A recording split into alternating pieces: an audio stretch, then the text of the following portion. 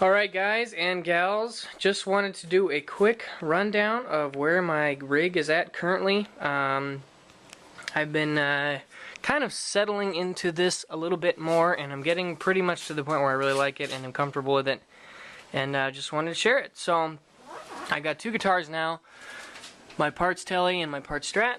Love those things, they are awesome. And from there I go into a two-part board. I've got a regular pedal board here, and then I've got my HC500 there.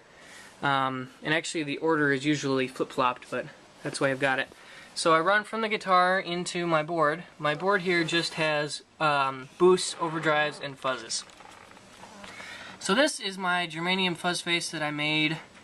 I actually built the breadboard myself and had an enclosure, and it's got some NOS 60s germanium transistors that sound fantastic. Yeah, I really like that thing. I got a bias knob on there too, just to get it dialed in depending on the weather conditions. Go from there into my Korg pitch black tuner, can't beat it, into the Wampler Ecstasy. I usually have it in the smooth setting and pretty moderate EQ and gain. It's really nice, very open, very warm. Smooth is a good description for that. I think it's supposed to be modeled after a Dumble type sound. Never played a Dumble, but it definitely is a very nice lead tone. Very smooth. I like it a lot. It sounds nice. And I just got this bad boy. It's a Catalan Bred Dirty Little Secret, and it is a Marshall in a Box style pedal. I usually leave it in with about this type of setting, so it's got some pretty good crunch, and this is definitely my baseline rhythm rock guitar sound. I just kick this thing on. It definitely changes it has a lot of color, but I like that color. It's supposed to color your tone, and it definitely sounds it sounds great for that crunchy rock tone, and it actually stacks really well with the fuzz face. You know, so if I'm doing leads, I might have the Dirty Little Secret on when I'm doing rhythm, and then to kick on my lead, I'll just hit the pickup booster and maybe the fuzz face to do like a really nice violin sustain type lead, or maybe just the pickup booster by itself. But then in between we've got this MXR Classic Overdrive. Just picked this thing up. I really like it. It's definitely a tube screamer, got a lot of mids. It has a lot more gain than most tube screamers I've played. So I usually try to keep it toned back a little bit, but I find that sounds really nice with the Princeton, being that it's more of a blackface circuit. So I would say between these two, they get a lot of work, depending on what type of flavor I want. Whereas this one is more of a lead. I use it more for my lead work, just to keep things really nice and warm and smooth. And then these two are more for color. Then we got the pickup booster here. Can't beat that at the end of your chain for a solo boost. But then from there, I run into the front, into the guitar in of the HD500, which I use for just effects. Pretty much I just use it for delays. This one is my dotted eighth delay, kind of like that edge style thing, and this one is my Deluxe Memory Man analog with modulation delay. That's really nice. I really like that. But I also have a reverb. I've got a kind of like an auto-wah talk box type of a sound, tremolo. I think this is a fuzz, just in case. And then I've got a compressor and maybe an overdrive. But I don't really use much of this. I mostly just use it for delays. And I also have a swell patch in there as well with a ton of reverb that I use from time to time. But for the most part, I use it as delays, and then last but not least, we come to my amp. Now, currently I have 3 amps. I've got the Frenzel, I've got the Union Jack Princeton reverb, and I got the Marshall Class 5. Now, the Class 5 pretty much just stays at home. It's fun to play around with, great amp, but I don't know, it doesn't take pedals as well as the other two, and it's more of it's good for one sound.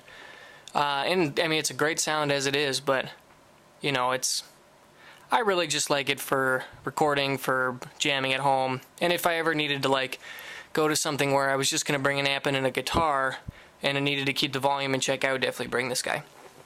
Now the Frenzel and the Princeton get a little bit more of my full-time work.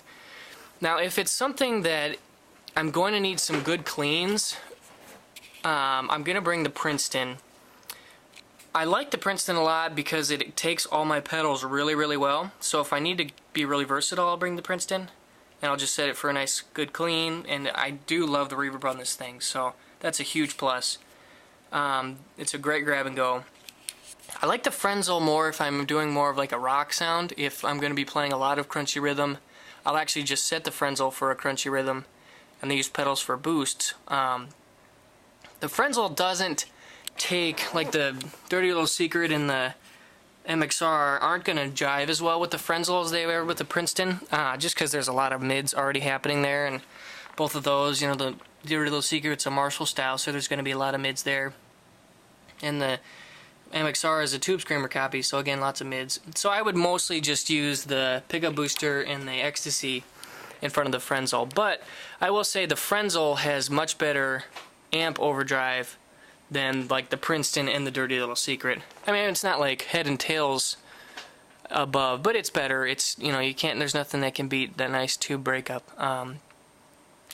So yeah, that's my rig. That's where I'm at. Yeah, really happy with it. I really think I can get a lot of really good tones, cover a lot of ground, and it's pretty, I mean, it's really, I mean, there's a lot of wires in here, but really it's fairly basic, fairly straightforward. Just, you know, these 5 pedals into the HD 500 into an amp. You know, and really, if I needed to just go bare bones, I could probably just do like this guy in the Princeton.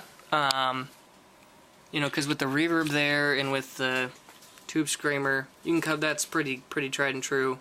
But this is what I'm at, this is what I'm rocking, and yeah, just wanted to let you guys know. So hope you enjoyed, and let me know what you think. See you later.